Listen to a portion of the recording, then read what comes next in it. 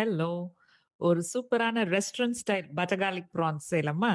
இந்த ரெசிபியோட ஹைலைட்டே இத டக்குன்னு ஒரு 10 மினிட்ஸ்ல நம்ம செஞ்சிடலாம். இதுக்கு பேன்ல பட்டர் ஆட் பண்ணி, பொடியா நறுக்குன பூண்டு ஆட் பண்ணுங்க. நல்லா வதக்கணும்.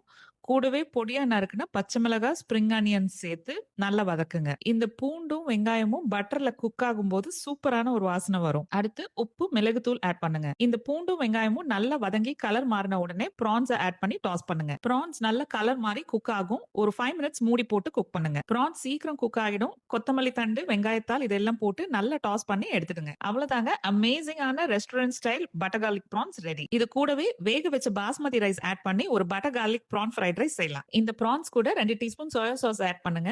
அடுத்து ரைஸ ஆட் பண்ணி நல்லா டாஸ் பண்ணுங்க. இப்போ தேவையான salt, pepper powder, chilli flakes, கொத்தமல்லி தண்டு, வெங்காயத்தாள் இது எல்லாத்தையும் ஆட் பண்ணி நல்லா டாஸ் பண்ணுங்க. கூடவே இன்னும் கொஞ்சம் பட்டர் ஆட் பண்ணி டாஸ் பண்ணுங்க. செம ஃபிளேவர்ஃபுல்லா இருக்கும். சீரியஸா சொல்றேன். செம யம்மி பட்டரி ரைஸ்ங்க இது. கண்டிப்பா ட்ரை பண்ணிட்டு சொல்லுங்க. இது புடிச்சிருந்தா ரெசிபி சேவ் பண்ணிட்டு பேஜ ஃபாலோ பண்ணுங்க.